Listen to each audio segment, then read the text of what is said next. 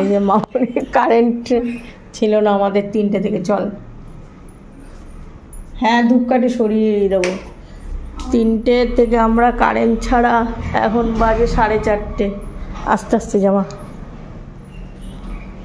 মানে এলাকা সব কারেন্ট গেছিল। 3টায় গেছে, এখন 4:30 বাজে কারেন্ট আইলো।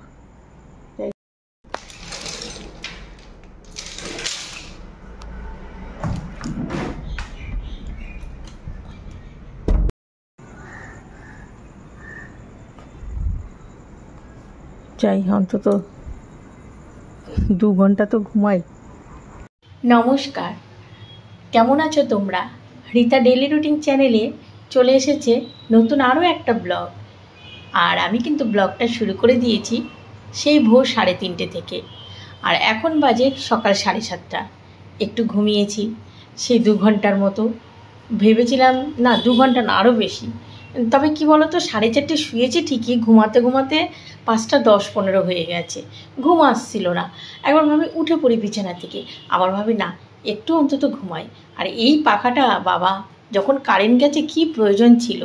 আমি তো মামুনিকে আগে এই পাখাটা বের করে দিয়েছি। এদিকে ঘরটা ঝাড় দিয়ে চা বসিয়ে দিলাম। শাশুড়ি মায়ের চাটা আগে করে নিয়েছি, মাকে দিয়ে আসলাম। এবার আমাদের চা।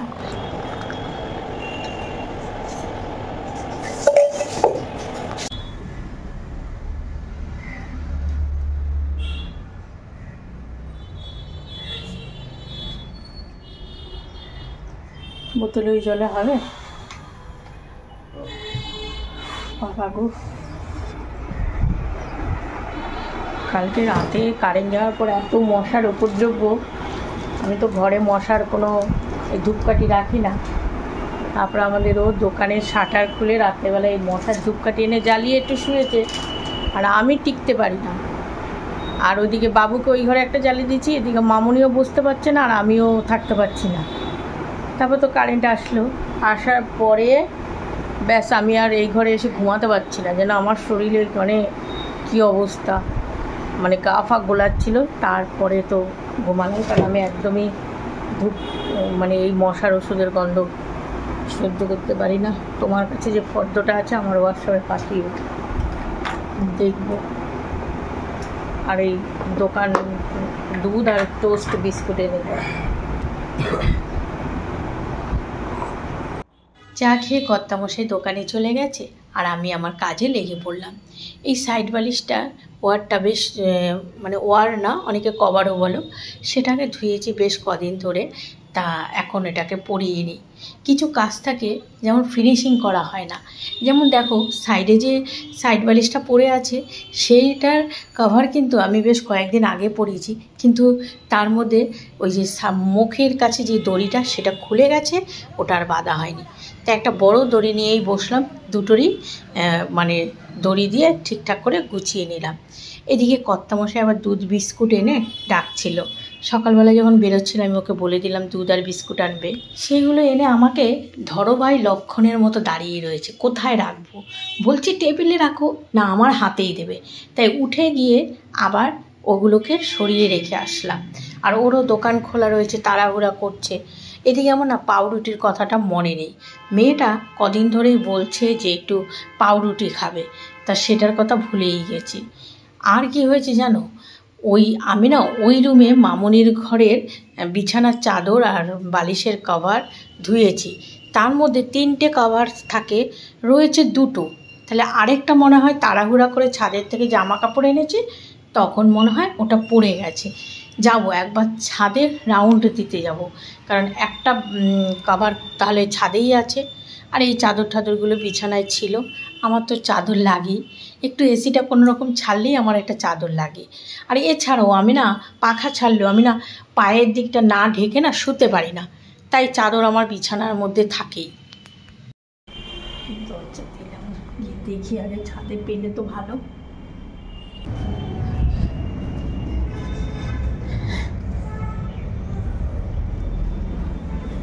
এই দেখো, দেখেছো?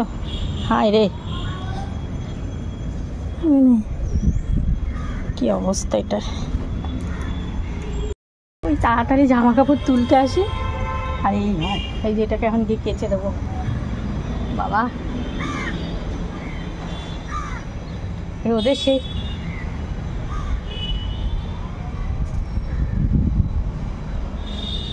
তাপ নেই, আর দাঁড়াবো না। ঘরগুলো মোছার দরকার ছিল, তা না মুছেই আগে স্নানটা সেরে নিলাম। আর কিছু জামা কাপড়ে প্রত্যেক দিনে যেগুলো স্নান করার সময় কেচে দিই, আর এই যে এই কভারটা যে ওপর থেকে নিয়ে আসলাম সব কেচে দিলাম। স্নানটা আর একটু পরে করতাম, কিন্তু গতকাল থেকে ভেবেছি মন্দিরে যাব, যাওয়া হয়নি। সকালে টিফিনের ঝামেলা থাকলে না কোনো দিকে বেরোনো হয় না। আমি শনিবার করে মন্দিরে যাই, তাই এই সপ্তাহে শনিবার যাইনি, তা আজকে সোমবার, তা ভাবলাম যে স্নানটা সেরে আগে মন্দির থেকে ঘুরে আসি, তারপর বাদবাকি কাজ করব।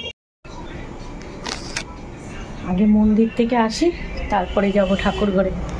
আর এসে এই নাইটিটা চেঞ্জ করবো। এই নাইটিটা খুব ভারী, পাতলা নাইটি পরে কাজ করতে আমার সুবিধা হয়। তাদের দোকানে যাব, এর সামনেই, মন্দিরের সামনে। ধূপকাঠি মোমবাতি, মামনি ঘুমাচ্ছে ছেলের দোকানে, এসে পুজো দিয়ে কেকে টিফিন করে করুক। এখানে এক ভাড়াটে বোনের সঙ্গে গল্প করছিলাম। ও মানে নাইট ডিউটি করে ওপরে উঠছিল, আর আমাকে যেই দেখেছে আমি নামছি বলে, দিদি কোথায় যাচ্ছ? এই তো এইটুকুই, মানে সিঁড়ি দিয়ে ওঠানামা করতে গেলে যখন যার সঙ্গে দেখা হয়, ছাদে গেলে যখন দেখা হয়, তখন একটু কথাবার্তা বলা হয়। এছাড়া তো ওরা সারাদিন ডিউটি নিয়ে থাকে, আমি আমার সংসার নিয়ে ব্যস্ত থাকি। আর আমার এমনিও ভালো লাগে না কারোর ঘরে গিয়ে বসে বসে গল্প করা। আর এখন তো আমার মোবাইল হয়ে গেছে, এখন তো গল্প করার কোনো প্রয়োজনই হয় না। মোবাইলও রয়েছে ভিডিও করার, এছাড়া মামুনি যতক্ষণ ঘরে থাকে ও আর আমি গল্প করি। এবার এই মন্দিরের দিকে যেতে যেতে এই মাসির সঙ্গে দেখা হলো, মাসির সঙ্গে কিছুক্ষণ কথা বললাম। তা বলতে বলতে এই যে মন্দিরের কাছে চলে এসেছি। ওইদিকে আমি ধূপকাঠি, মোমবাতি আর মা কালী পুজো দেওয়ার জন্য লাড্ডু, ওগুলো একেবারে হাতে করে নিয়ে আসলাম।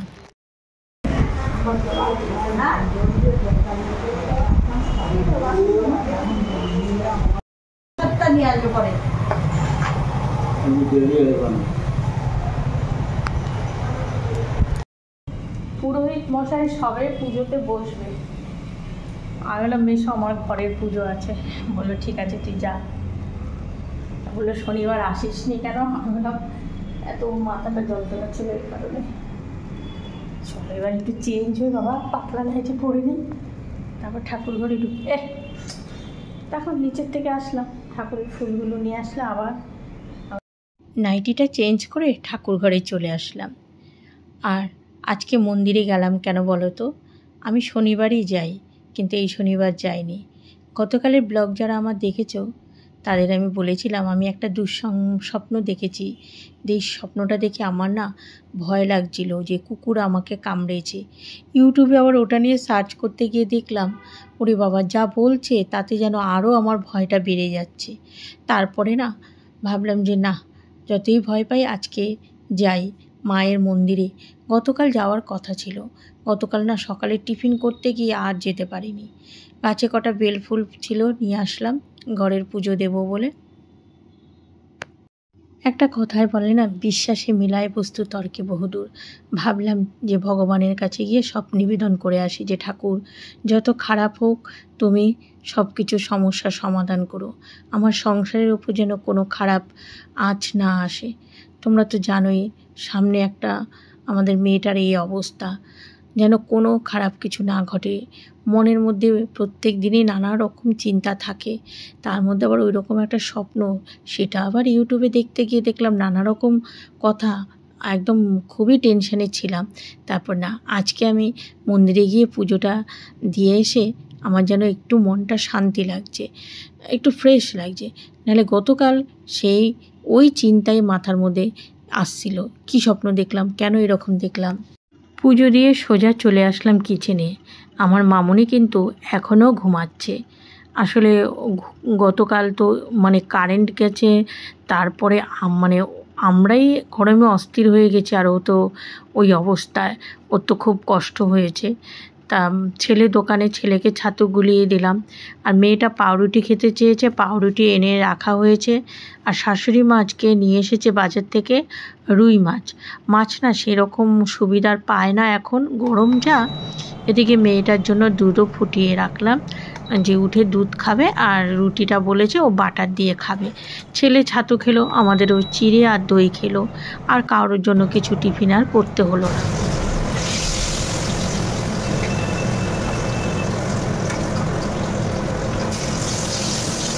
অনেকে কমেন্ট করো, কিন্তু এই কড়াইটা না আমার ভাজাভুজি করতে অনেক সুবিধা। অল্পটা কিছুটা কাপের দুধ ঢেলে নে, বুঝলি? তোমার চা আছে,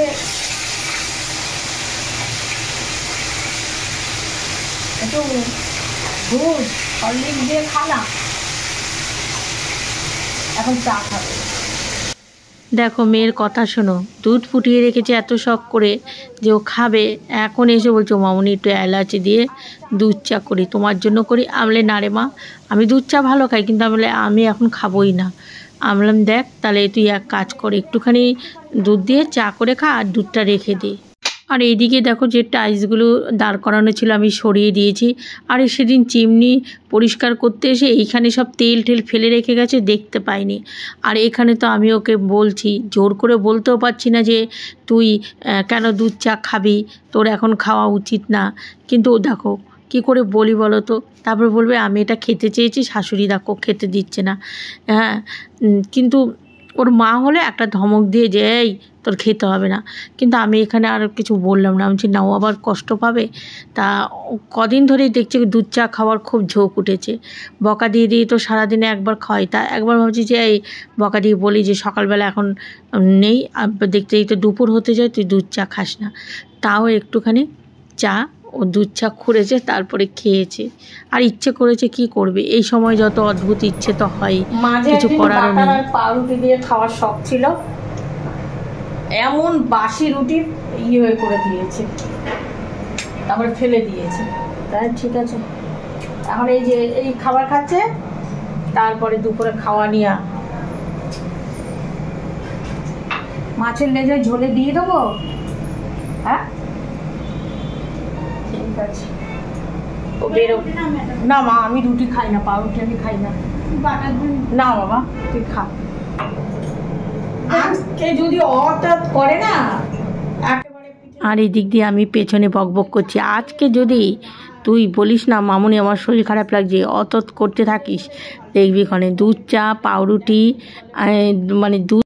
আর বেশি কিছু বললাম না, মেয়েটার ইচ্ছে হয়েছে থাক খেয়ে নিক।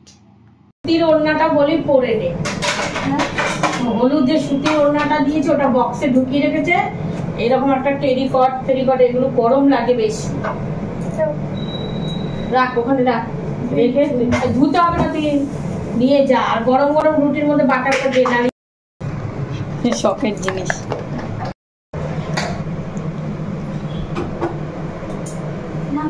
না মা আমি খাবো না, বাবা আমি খাবো না, আমি বাটার জানিস তো পারু ইসে খাই না।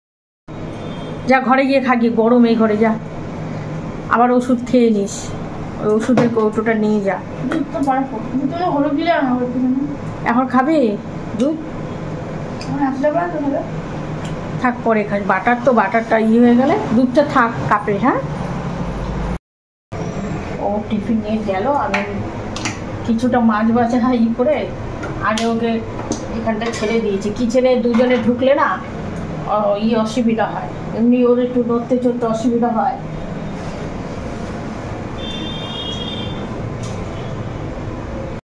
করে নিব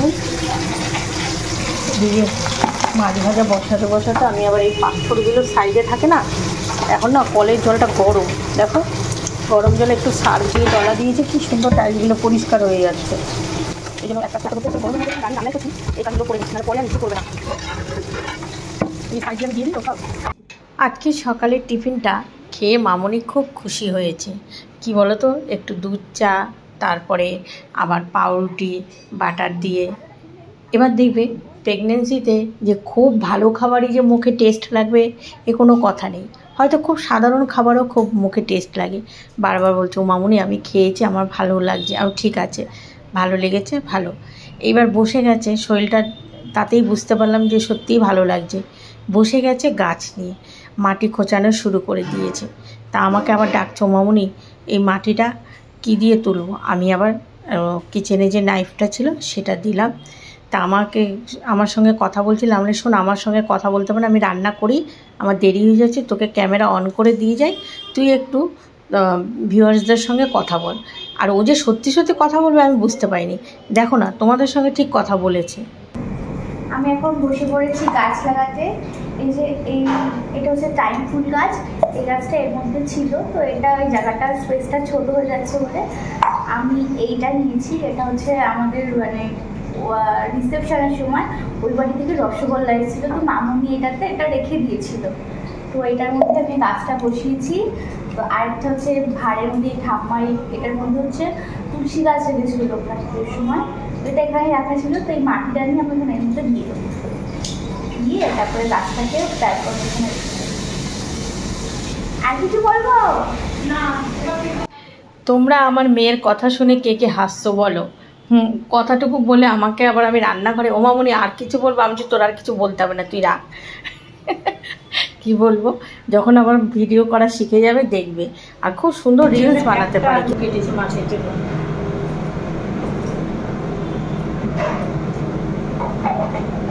আগে আমাদের মামুনি 2 পিস 3 পিস মাছ লাগতোই, মানে ও মাছ ছাড়া ভাত খেতে পারে না। সেই মানুষ এখন আর মাছ মোটে, মাছ মাংস ডিম।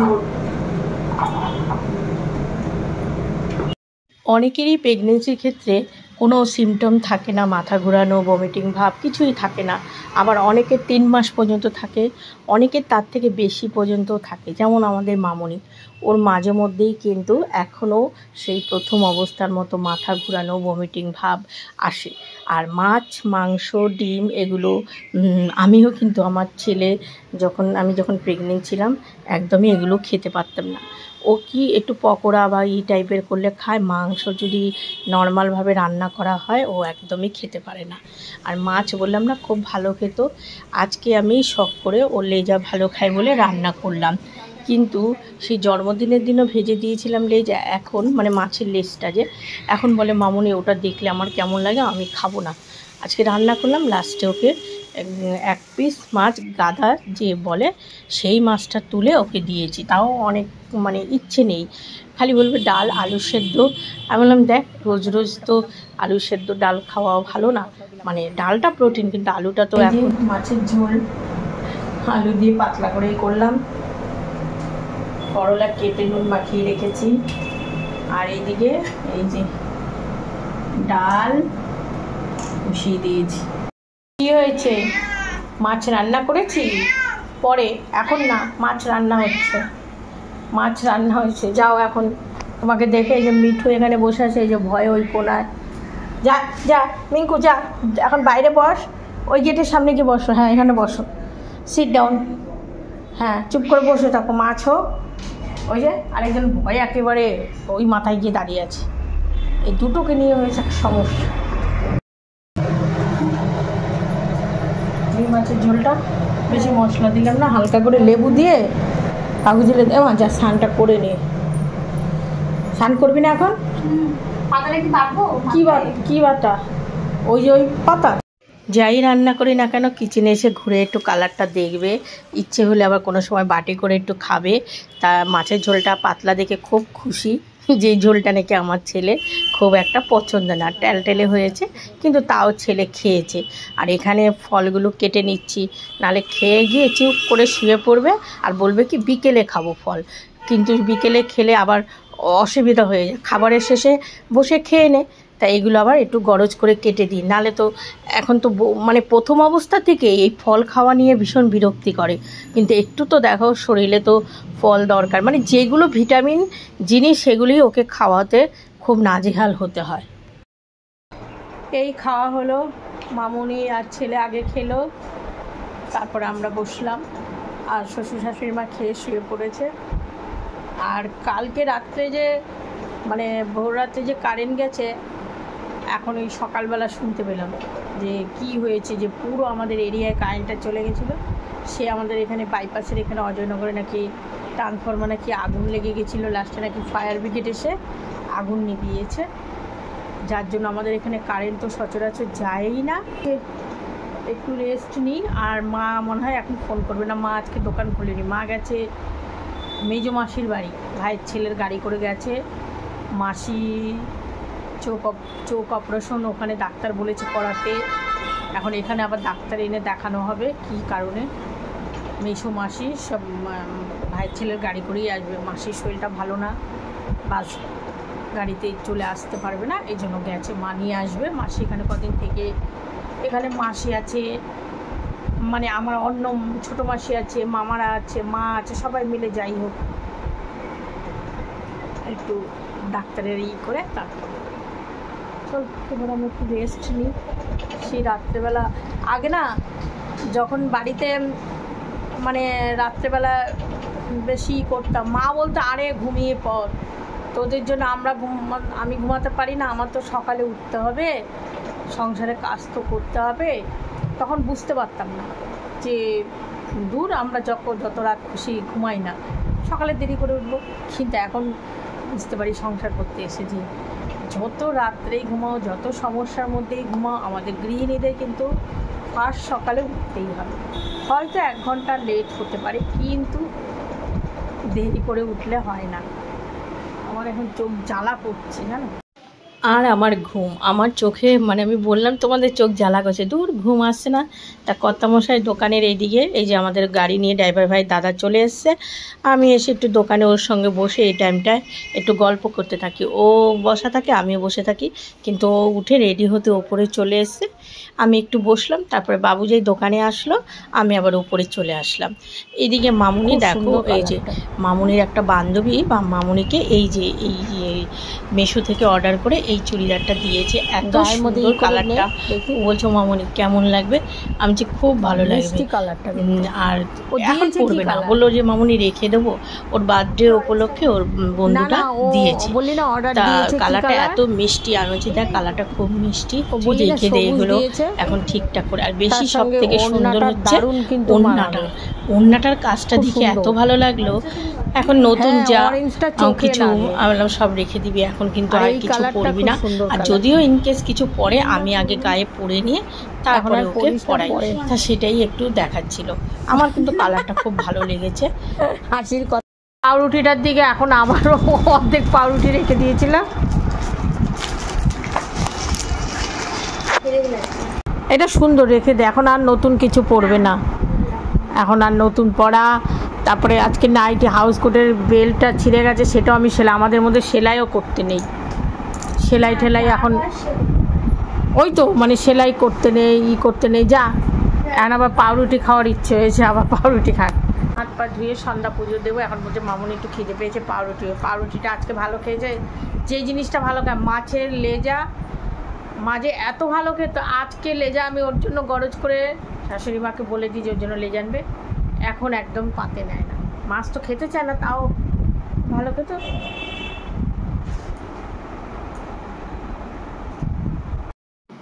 এখন মামুনি একটু বেরোচ্ছে, আসলে যে ম্যাডামকে দেখায়, ম্যাডাম বলেছে একটু হাঁটাচলা করবে, এক্সারসাইজ করবে এই সময়টা।